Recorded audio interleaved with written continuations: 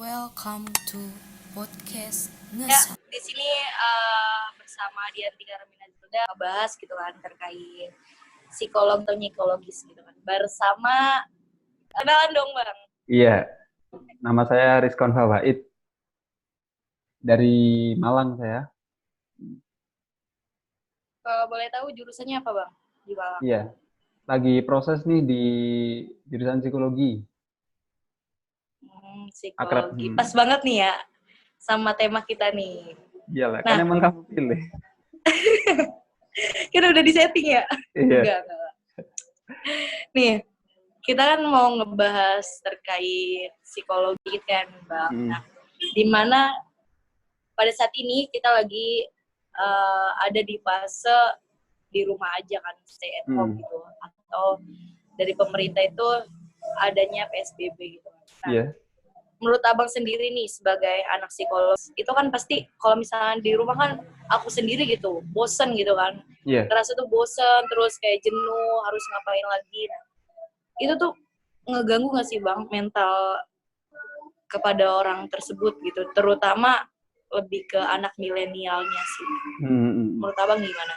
Ya, dari awal ya, terlepas nggak ada pandemi, ternyata memang sudah tidak terlalu mampu bersosialisasi. Tapi kalau misal kita mampu menyesuaikan nih, kayak ya kalau bersosialisasi ya kayak kita ini tetap bisa bersosialisasi ya nggak ada masalah di situ gitu.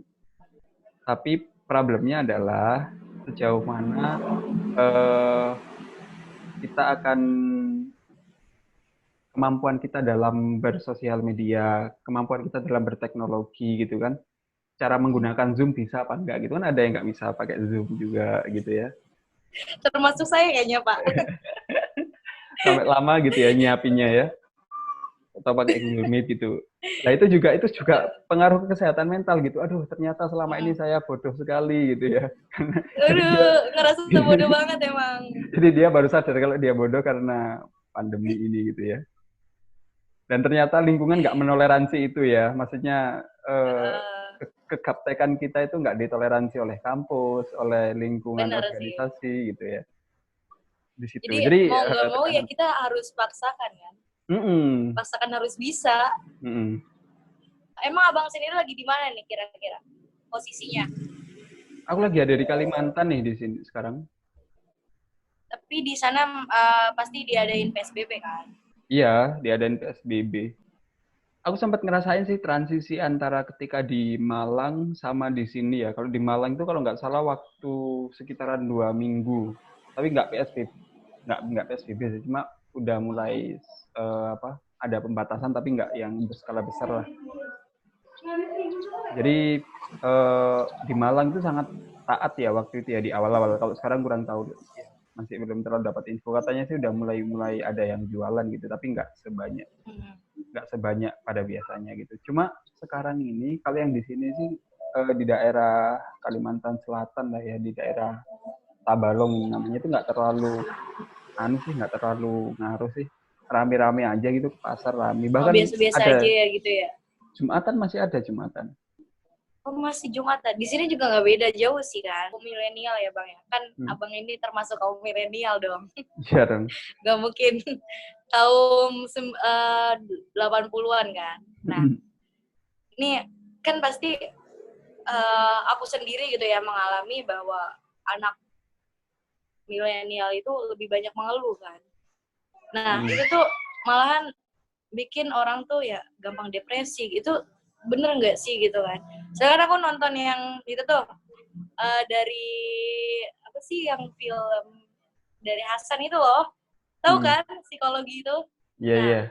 Katanya kan kaum milenial itu lebih cenderung depresi kan dibandingkan orang zaman dulu. Itu gimana tuh? Menurut abang sendiri? Iya sih ada perbedaan yang signifikan ya. Ini aja Pak, tak kasih pertanyaan. Kamu masih sempat main layangan nggak, Di? Enggak, udah enggak. Terakhir itu pas SMP mungkin. Kelereng? Udah enggak? Kamu yang main apa? Yang mainan anak-anak gitu? Paling main itu loh, yang monopoli. Tahu kan? Oke, main monopoli itu. Meskipun sampai sekarang itu masih ada itu. Tapi itu termasuk mainan zaman dulu kan? Iya sih. Ya nggak sih? Tapi itu ya sih bisa dapet sih. Itu masuk Bisa dong. ketika monopolinya ketemu langsung ya. Karena kan ada Hmm. monopoli yang online itu apa namanya game apa itu? Oh iya, yang pakai Getri. Ya, Get Rich. Ah. Lah, kan ada ini. Artinya itu kan social experience ya. Social experience itu mahal sih. Dalam artian ketika kita melihat orang yang di sosial media lebih senang memposting hal-hal yang sifatnya baik, positif dan juga cenderung banyak ini ya memamerkan sesuatu hal ya seakan hidupnya sangat bahagia dan kita nggak mampu melihat itu sebagai satu hal yang ya udah porsi orang beda-beda atau mungkin penerimaan dirinya kurang tepat, maka yang terjadi adalah ya akan ada rasa iri gitu, kecenderungan untuk tidak tenang, membanding-bandingkan gitu. Beda kalau misal kita mungkin melihat di sisi lain mungkin ya yang ada yang lebih sederhana di sosial media gitu ya. Artinya Iya. sosial media juga berpotensi menjadi platform kita untuk jadi tidak tenang gitu. Dan itu memancing untuk gangguan kesehatan mental sih. Iya, bener sih emang kayak ada faktor-faktor kan yang menyebabkan depresi itu tumbuh kan. Nah, berarti balik lagi ya, peran orang tua tuh sangat penting dong buat anak-anak khususnya kaum milenial kan. Kadang ada yang ngerasa tuh anak-anak zaman sekarang kan ya, ngerasa kalau misalnya orang tuanya sibuk gitu, dia beranggapan bahwa orang tuanya tidak sayang gitu kan, atau masalah-masalah yang timbul di rumah tuh bahkan dia sering bawa keluar gitu kan. Itu gimana tuh Bang? Iya, kalau semisal itu kan tentang apa ya, responsibility ya, tanggung jawab kan ya itu ya, kemampuan seseorang dalam bertanggung jawab. Kalau misal perihal tanggung jawab, sebenarnya orang tua dalam memberikan pengarahan itu sebenarnya lebih tepatnya mencegah sih sebenarnya. Kalau untuk solusi yang mencegah sebenarnya, problemnya adalah nggak banyak orang tua yang memberikan satu pencegahan untuk menumbuhkan rasa tanggung jawab di generasi hari ini. Banyak pengalaman sih kalau semisal ngelihat keluarga atau mungkin teman-teman ya, kayak semisal anak di usia 2 tahun bisa bermain HP ya. Kemarin sempat lihat sih ada beberapa kejadian dan itu terjadi ya di keluarga di baik di Malang, keluarga Banyuwangi ataupun di sosial media. Ketika ada anak kecil usia 2-3 tahun bisa bermain HP, buka YouTube, lihat kartun, itu dianggap sebuah kebanggaan ya. Dianggapnya itu adalah sebuah satu hal yang positif gitu. Iya benar. Padahal itu sangat-sangat menghancurkan, berpotensi menghancurkan masa depan anak tuh gitu.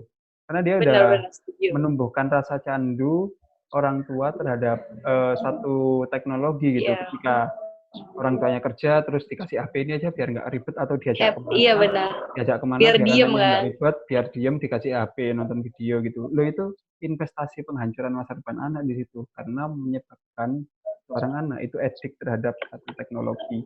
Padahal di usia sekian sosial attachment-nya itu perlu dibangun gitu.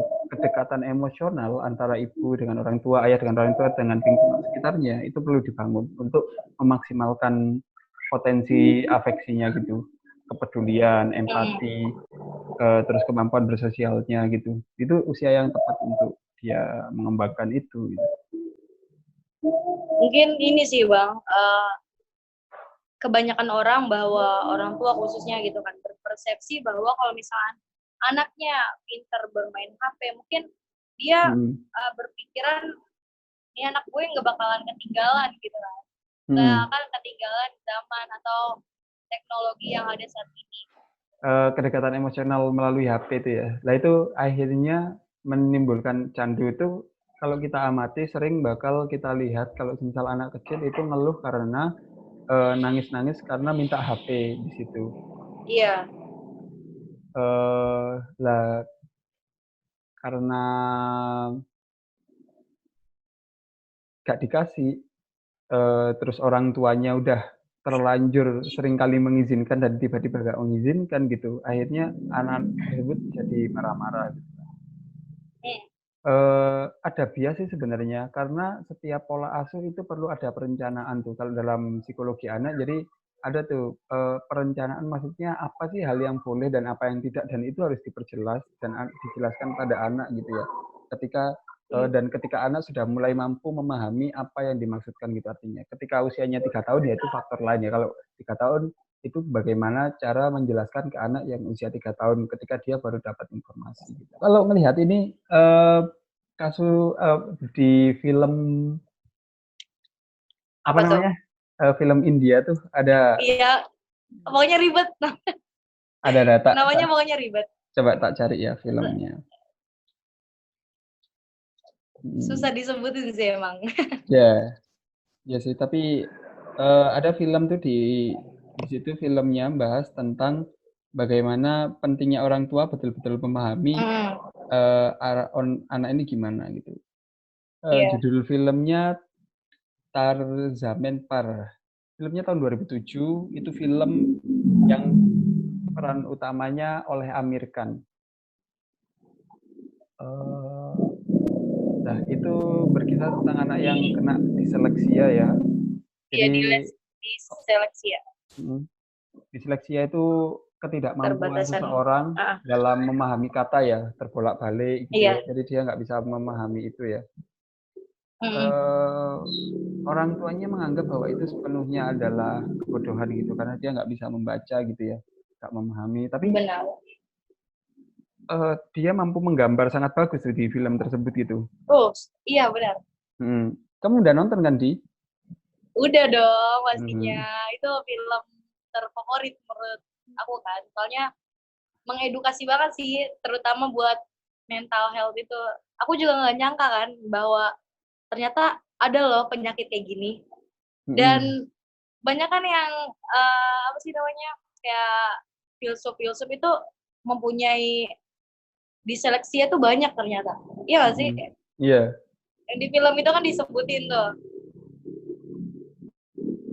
Itu dengan berbagai jenis, terus padahal anaknya sangat cerdas di situ ya. Tapi orang tua kan pakai indikator seseorang itu cerdas, seorang itu pandai itu kan dengan indikatornya sendiri kan ya, nggak pakai indikator secara publik gitu.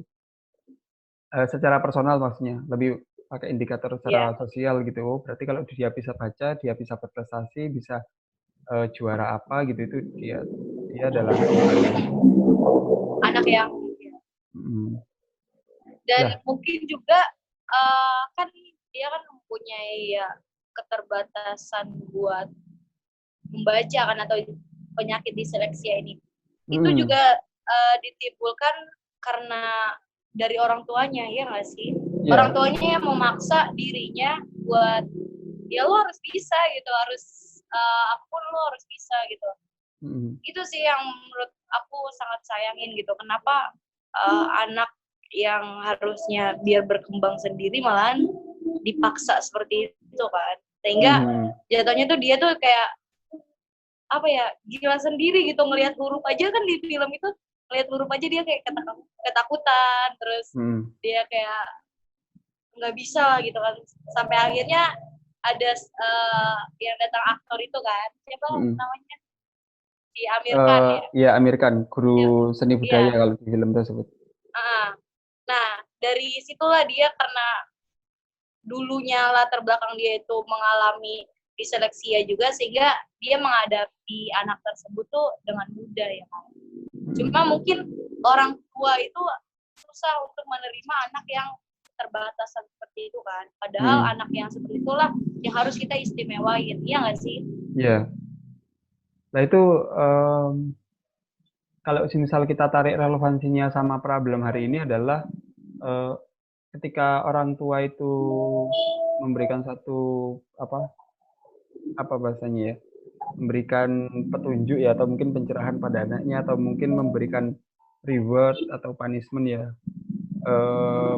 yang terjadi seringnya itu pakai indikator sukses orang lain gitu, nggak pakai indikator sukses anak itu secara personal gimana gitu.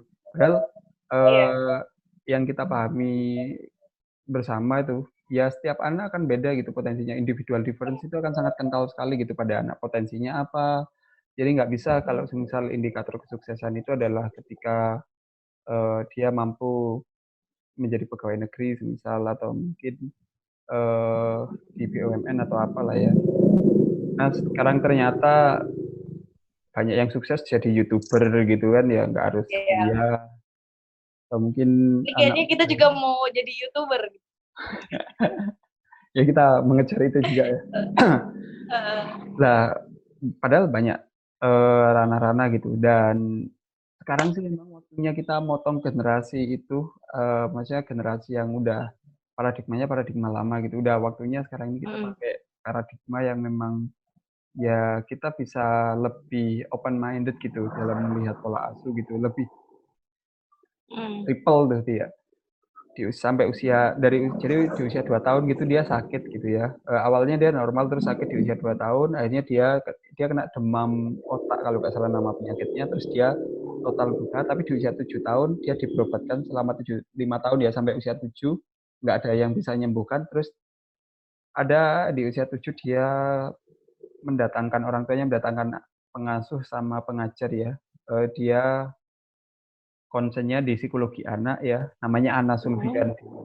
Itu kisah nyata, ini dari kisah nyata ya. Terus dia ngajar itu, ternyata si Helen Keller ini yang bermasalah itu adalah mata, telinga, sama gak bisa bicara. Tapi jangan sampai dia ini apa bahasanya, diisolasi, dikurung sama orang tuanya, maksudnya biar enggak mengganggu orang lain gitu, karena dia perilakunya sangat liar gitu. Ternyata Helen ini sampai dikurung.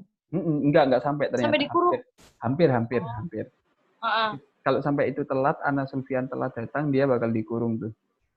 Ya mungkin banyak yang kayak gitu dikurung ya, tapi nggak jadi cerita. Iya, benar. Karena itu berhasil jadi cerita, jadi nggak, ya kita ngeliatnya nggak dikurung gitu. Tapi mungkin di luar sana banyak yang kayak gitu terus akhirnya dikurung gitu, dianggap aib. Mungkin karena nggak sedikit orang tua yang menganggap seperti itu Iya, masih benar. aib.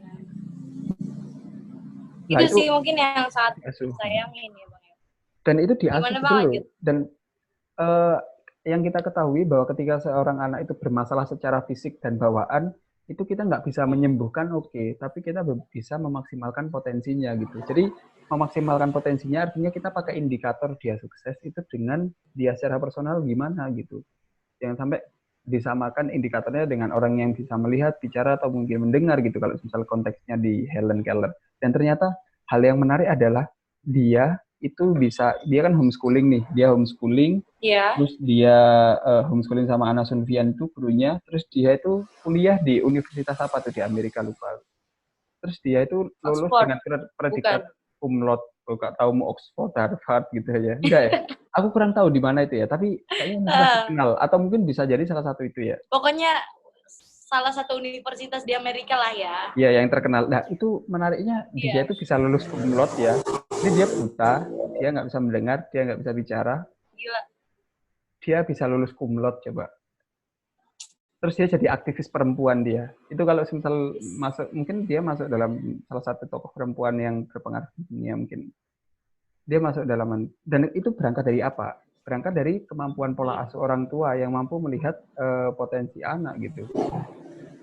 Ya kita kan hari ini kenapa sih ini relevan, menurutku sih ini relevan dengan kondisi COVID-19 karena kita sedang kumpul dengan keluarga, kita lagi ngelihat adik kita diasuh. Mungkin kalau untuk teman-teman yang ngelihat video ini, ketika melihat anak kecil itu betul-betul jangan hanya rasa sayang ya poinnya ya. Jadi ketika kita punya adik sepupu ponakan gitu, bahwa menyampaikan kan nggak masalah ya untuk sebagai pengingat ya kita ya, nggak ikut urus rumah tangga orang lain ketika itu mungkin keponakan kita atau sepupu kita gitu ya. Ketika ada anak kecil itu nggak cukup kalau cuma rasa sayang aja nggak cukup, pengetahuan juga gitu bagaimana cara pola asuh yang tepat kepada anak gitu, bagaimana sih yang ketika memaksimalkan potensi anak, lalu ketika anak itu bermasalah penanganannya bagaimana gitu, untuk membentuk karakter itu bagaimana gitu, itu betul-betul perlu diketahui ini ya secara tepat ya itu ya. Dan itu kalau semisal mau menggeluti ya ada banyak referensi di situ. Salah satunya psikologi anak gitu mungkin. Tapi kalau mungkin nggak psikologi anak ya bisa nonton video banyak juga yang menjelaskan tentang bagaimana secara tepat memberikan pola asuh anak.